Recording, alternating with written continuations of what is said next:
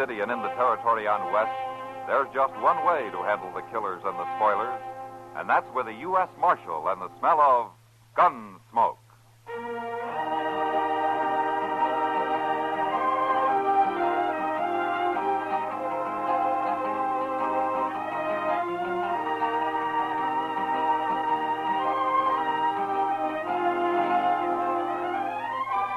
Gunsmoke, starring William Conrad. The story of the violence that moved west with young America. The story of a man who moved with it. Matt Dillon, United States Marshal.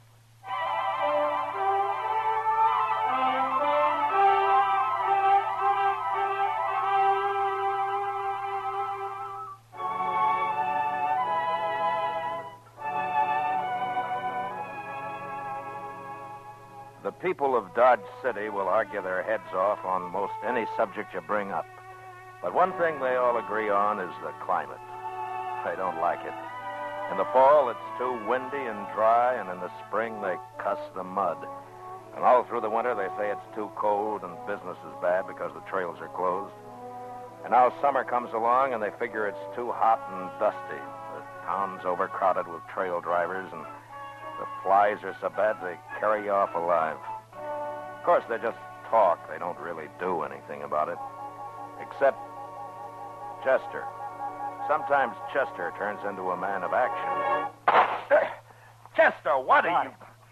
By hokies, I finally got him. Got what? That cussed fly. Oh, fuzzy. Well, I don't care, Mr. Dillon. I killed all of them in here except that one, and he kept pestering me continual. Smart as a fox. I couldn't lay a hand on him. So you haul out a gun and blast a hole the size of your fist through the roof of the office, huh? It did sort of make an opening up there, didn't it? Oh, well, it'll be handy when the rain starts. We won't have to go outside for our drinking water. Well, I'll get up there and fix it, Mr. Dillon. I didn't even stop to think. No, I guess not. I reckon it's this heat. I swear I have never seen it this hot and dry. No, not since last summer. No, it's worse, Mr. Dillon. Every pump on the plaza is dry. Only place you can water a horse is that trough back of the livery stable. I remember one summer in Newton, summer of 71 or 72, I think it was, while the heat and the bugs... Is this Marshal's office? I'm the marshal, son. Come on in. And shut that doggone screen door, quick. My name's Brian Beck, Marshal. My father and I got in town this morning. Oh? We brought a herd up from the Big Bend country. Oh, Lazy B-Bar? Yes, sir, that's our brand. I saw some of your riders around town trying to wash the dust off of their tongues. Have a rough trip? Yes, sir.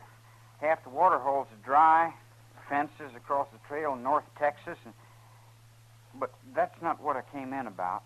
Oh? The fact is, Marshal, I'm trying to head off some trouble. What kind of trouble, son?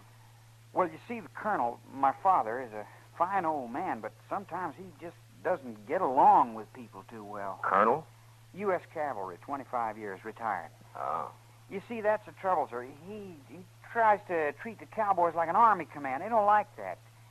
This morning, when he paid him off, one of them warned him to go armed while he was here. Told him he was going to shoot him on sight. Oh, which one? Bud Stark, the range boss. Short, stout fellow with a... Oh, yeah, I saw him in the Texas Trail a while ago. Marshal, my father was probably fast with a gun once. He thinks he still is, but he's not. He wouldn't have a chance. Well, what you want me to do, then, is try to keep them apart, is that it? I reckon so. Well, 10 to 1, it won't work. If Stark's got his temper up, he'll find a way to make his call. Well, maybe in that case, you better tell me where I can buy a gun. You, know how to handle one? No, sir. I grew up back east with my mother. I guess I can learn, though. Yeah, sure you can. But a gunfight's not exactly the place to start practicing. He's my father, sir. I got to do something. Tell me something, Brian. How old are you? 18. All right, now you listen to me. Don't go buying any gun, and don't go messing around Stark. I'll look into it and try to straighten things out. But you get this through your head, Brian. Whatever happens, you stay out of it. You understand?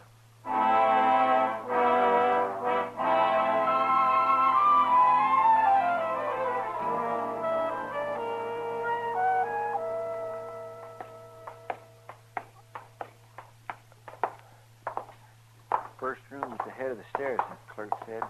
This must be it, Mr. Dillon. Yeah, I guess so.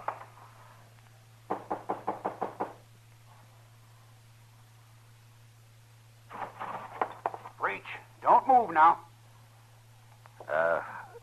You're Colonel Beck? I am, sir. My name's Dillon, U.S. Marshal here. This is my partner, Chester Proudfoot. What's the gun for? You expecting somebody else? Well, Bud Stark, for instance? Who told you? Stark been talking to you?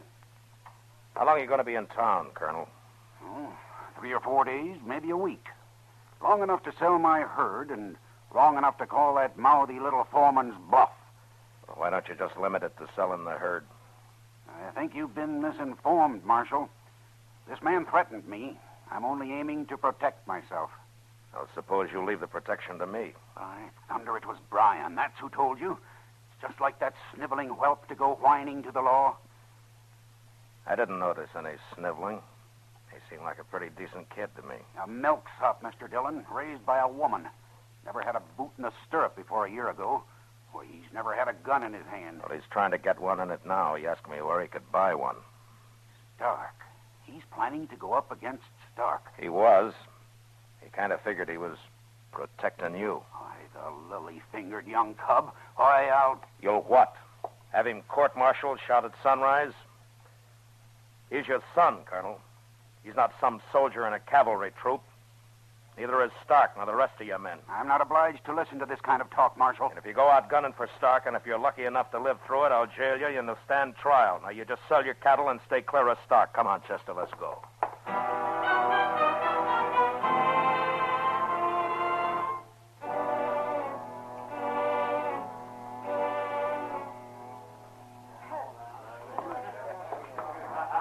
Place sure is crowded.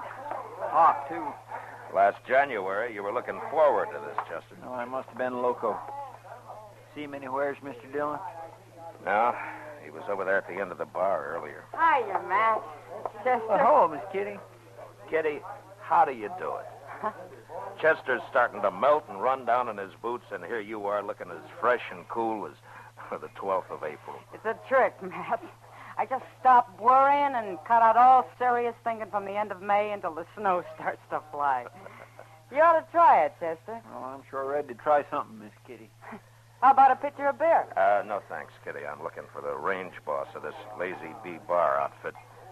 Fellow named Stark. Oh, yeah. He's been here most of the day.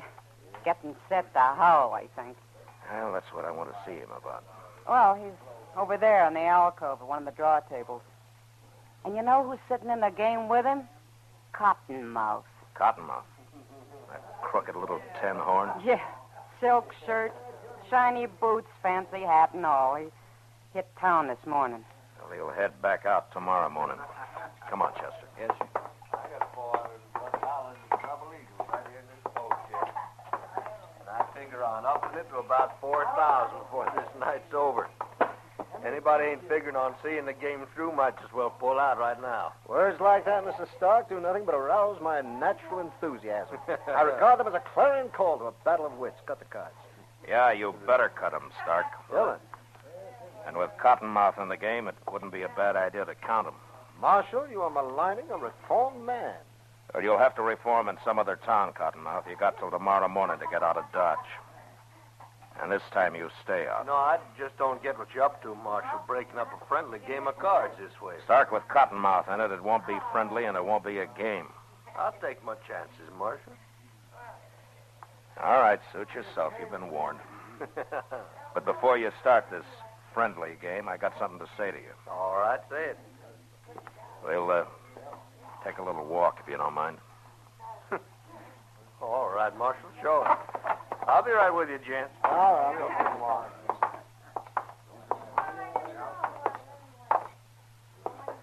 Stark, I understand you threatened Colonel Beck this morning. Oh, he come a-crying to you, huh? You know him better than that. Yeah, I reckon so. Well, now, supposing I did, Marshal. Maybe I wasn't the only one making threats. Beck was going to have me strung up and horsewhipped. Like I told the Colonel a few minutes ago, Stark, I don't stand for any grudge killings here. There's people might call it self-defense. I wouldn't, and I'm the one who will be calling it. If you pull that gun on Beck, it'll be a long time before you see Texas again. All right, Stark. You can go on back to your game. Yeah. It appears to me that's pretty hard talk for a hot day, Mr. Dillon. Well, Chester, it's the only way I know how to handle it. Just to lay it on the line. Yeah, and more than likely that's not enough to keep him from mixing. Wait a minute, Chester. Look there. What's that Beck kid? And he's wearing a gun, Mr. Dillon. Yeah, and he's heading straight for Stark. Come on. Mr. Stark, I reckon you can draw any time now. Crazy. So the old man sent his cub out to get me. He don't know nothing about this. All right, hold it now. Huh? Brian, you get out of here. And don't draw, Stark. Draw? What, on this mama's boy? Here, now, give me that gun, kid. Leave me alone. Thank you. There. All right, now, you little smart aleck. Now, let's see if a boot in the head will teach you some sense. Don't kick him. I told you not to kick him. Don't you go...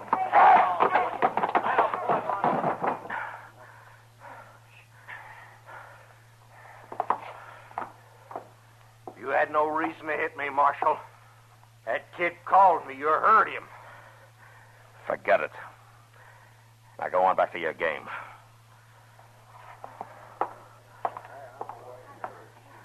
All right, come on, Brian. Get up. He wouldn't even draw. He just made a fool out of me in front of everybody. Come on, Brian. They'll be laughing at me all over town. They're laughing at my father, too. Forget it. I'll kill him, Marshal. So help me, I'm going to kill him. Now you listen to me. Stark knocked you down. Yes, he kicked you in the head, but he could have killed you. He could have drawn and put a bullet in you before you knew what hit you. Now, I told you not to buy that gun. Why did you do it? You know why. Sure, protecting your father, that's fine.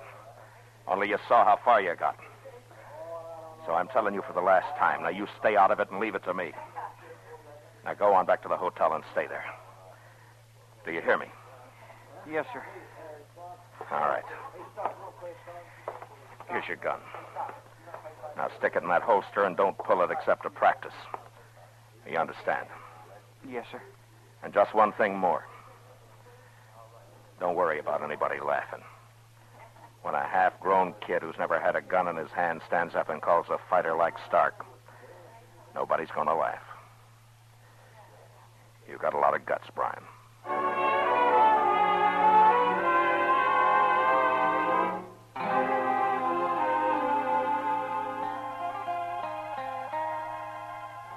Well, Mr. Dillon, you think they're going to stay away from each other? Stark and the Colonel? I don't know, Chester.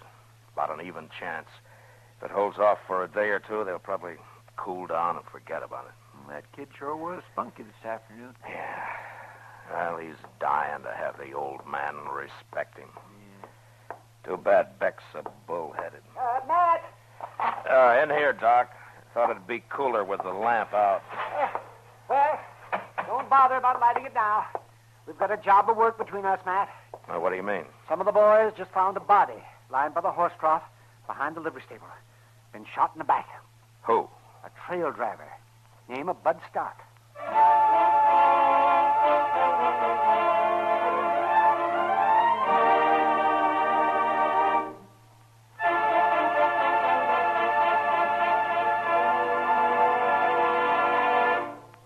We will return for the second act of Gunsmoke in just a moment. But first, there's no place like home, and there's no place like your home.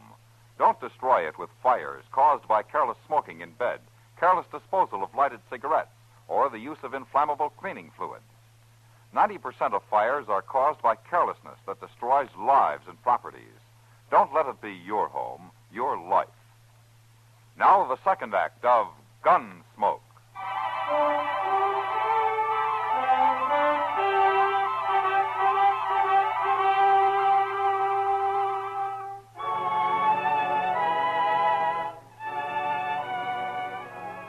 The livery stable is down at the east end of the plaza, across from the Dodge house. And the watering trough is out back at the edge of the corral. Stark was lying face down in the mud, and his horse was standing a few yards away with the reins trailing on the ground. Some of the boys from the railroad yard held lanterns so Doc could see to work. The flares of heat lightning were coming a little closer together. A light breeze had sprung up, but there was no smell of rain in it. The air was hot and dry. Hold that light down just a little bit lower there. Will you, Ed? That's fine. That's fine. It's a bad business, Mr. Dillon, shooting a man in the back that way. Must have slipped up behind him while he was sitting there on his horse waiting for it to drink. Yeah, it looks that way. Well, as soon as Doc gets through there, Chester, you better go through his pockets, collect all of his effects for the nearest of kin. Yes, sir. Well, he can get at it right now, Matt. There's nothing more I can do here. No, whoever did it had him pretty well centered. All the time in the world. When you're aiming at a man's back. Probably never knew what hit him. Well, I wish it had happened some other way than this. Any other way. Yeah. Got any idea who did it? Yeah, I'm afraid so, Doc. Well, what do you got, Chester? Well, not much, Mr. Dillon. His gun, of course, which hasn't been fired, a jackknife and a gold watch, sack of makings and some papers, box of sulfur matches, and that's it. Well, he was traveling light. Matt, I thought Colonel Beck paid off his boys this morning. Yeah, he did, Doc. Stark got in a draw game with a gambler named Cottonmouth. I warned him he'd get cleaned out. Well, he sure did. Not a cent on him, Mr. Dillon. Well, he doesn't need any money, Chester. No.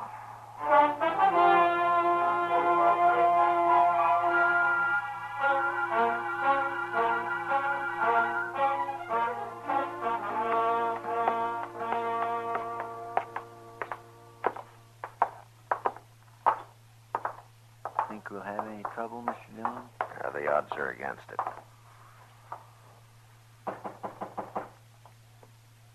Who is it? The Marshal. Open up.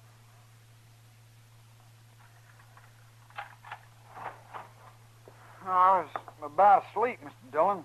I couldn't figure who was knocking. Where's your gun, Brian? What's over there on the bureau? What do you want it for?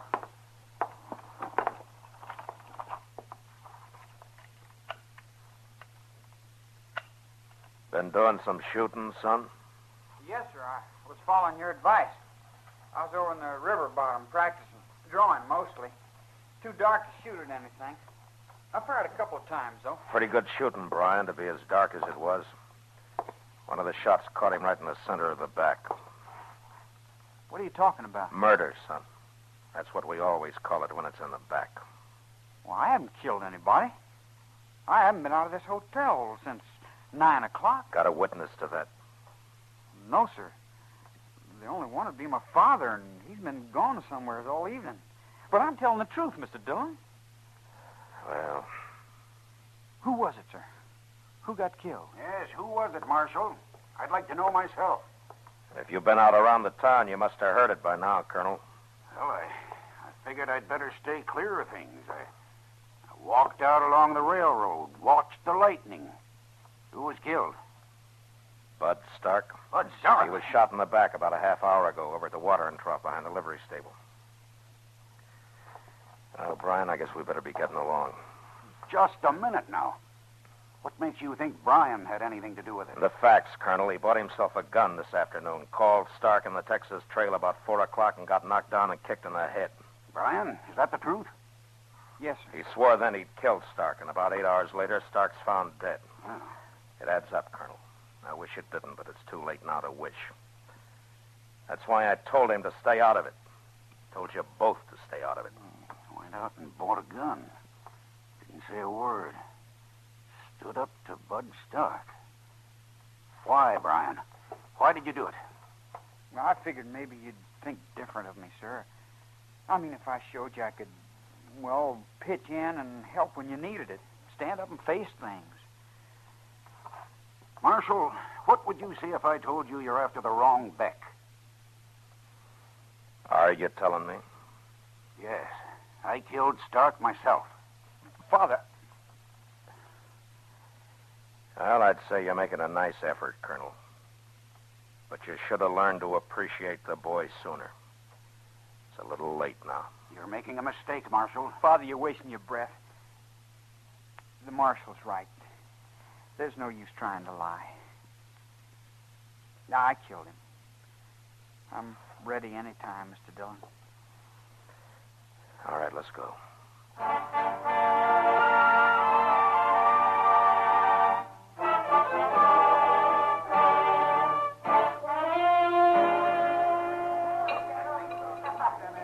Matt, I'm buying. No, I guess not. Thanks, Doc. Might say this is on that fellow Stark. It'll come out of my coroner's fee. Yeah. Fine. No, I don't see what you got to be so glum about, Matt. An hour after a killing, and you've got the killer locked up tight and snug in jail. Oh, relax. Your job's over. Yeah, I guess so. I sure wish it had been anybody else but that kid, though. I liked him. Figured he was all right. And then he... In the back, Doc. Well, he's only a young'un. You can't blame him too much. I got him bedded down for the night, Mr. Dillon. Put him in the corner cell. It's a little cooler back there. Oh, thanks, Chester. Doc, did you ever in all your born days see a spell of heat as bad as this? Never did. It's a corker. Oh, I thought earlier it might get a drop to a rain or something. Heat lightning, Doc, just heat lightning. I hear you settled that Stark thing in a hurry, Matt. Yeah, I've got the Beck kid locked up, Kitty. I'm sorry it was him, Matt. I guess he sort of disappointed you, huh? Yeah, a man can be wrong, Kitty. Well, it's been great for business. Everybody in town's been crowding in. They want to hear all about it and take a look at the chair Stark was sitting in before he pulled out of that poker game. And I guess that poker game was half to blame for it. If it had been honest, Stark would have had enough in his poke to carry him through the night, instead of winding up broke before midnight. He wasn't broke, Matt. He left here with $4,000. He what? Sure. That's why he broke up the game and pulled out. When he'd made what he said he'd make, he quit. Cottonmouth almost had a stroke. Most of it was his money. But Stark didn't have a cent on him when we found him. He was... Kitty's Cottonmouth still here? Yeah, he's back over there in the same game. He went out to eat, but he Chester. came... Yes, sir. Come on. You think he might have, Mr. Dillon? Maybe. Fish makes the sociability. Talk is still a cheap commodity, and you can't carry it off in your pocket. My bet's in, so let's put up a shutter. That's exactly the way I look at it, Cottonmouth. Dillon, I still got till morning. That's what you said. Did I? How's your luck running? Oh, not too bad. I've had a few good hands. Better than they were when Stark was in the game, huh? Oh, we couldn't touch him. Took $4,000 off the table. He was pretty lucky. Not too lucky. He's dead. Yeah, I know. It's too bad. I figured that kid would get him. There's trouble with a green kid like that. They don't have any sense. Can't tell what they'll do. Yeah, sure. Where were you when Stark was shot? Well, I was over at Delmonico's getting a bite to eat. How do you know you were? What? Nobody seems to know exactly when it happened. How do you know where you were? Well, I was there about when it must have happened. Either there or back here in the game again. You weren't near the livery stable? Marshal, I know you don't like me, but that's no reason to try hanging a thing like this on a man. Were you over at the stable, Cottonmouth? No, I wasn't anywhere except where I told you. Straight up to Delmonico's and straight back here. I see. And where'd you get the mud on your boot heels? What do you mean? Every pump in the plaza's been dry for days. Dust 6 inches thick. There's only one mud puddle in town at that horse trough back of the stable where Stark was killed. You couldn't stand to see that money get away, could you? No. Look, I tell you, Marshal, you're just... Cottonmouth, you're under arrest. Look out, Mr. Dillon! Oh.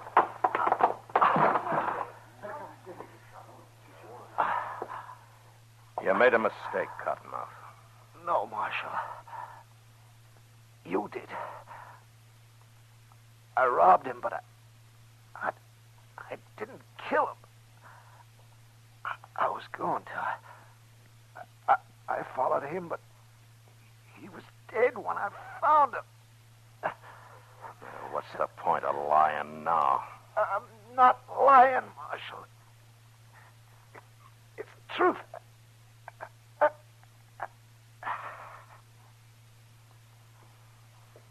dead, Mr. Dillon. Yeah.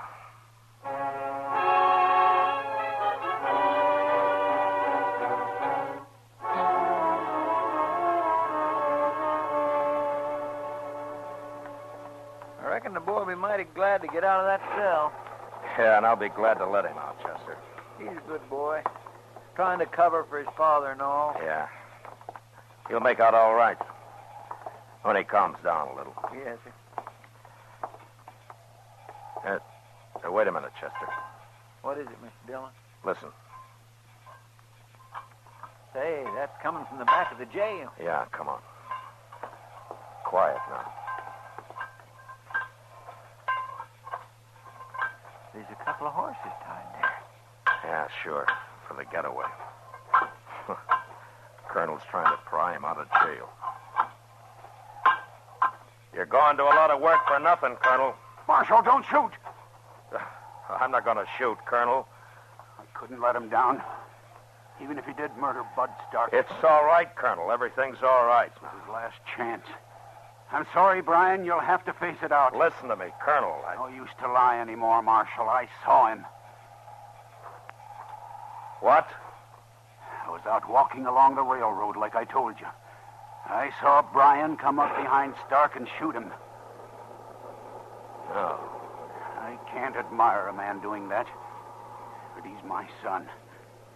I tried to protect him. I've done what I can.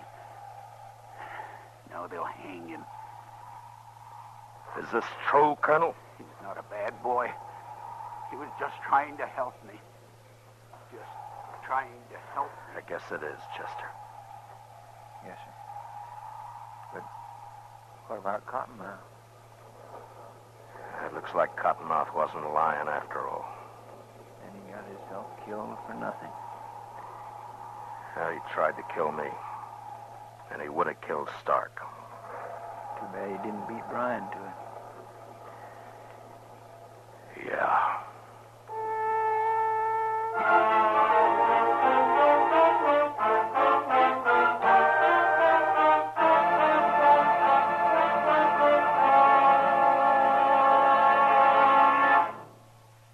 Gunsmoke, under the direction of Norman Macdonnell, stars William Conrad as Matt Dillon, U.S. Marshal.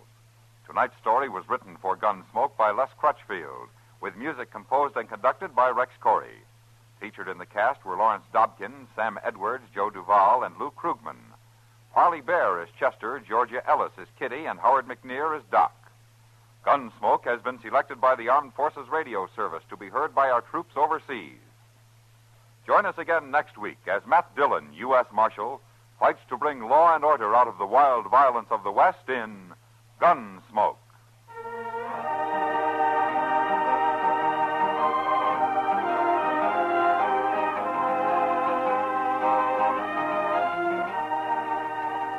Sunday night, you are cordially invited to escape via CBS Radio. Yes, every weekend for drama that will take you right out of this world, listen for Escape at the Star's Address. This is George Walsh speaking. Sunday nights, Dick Powell is rough, tough Richard Diamond, private detective, on the CBS Radio Network.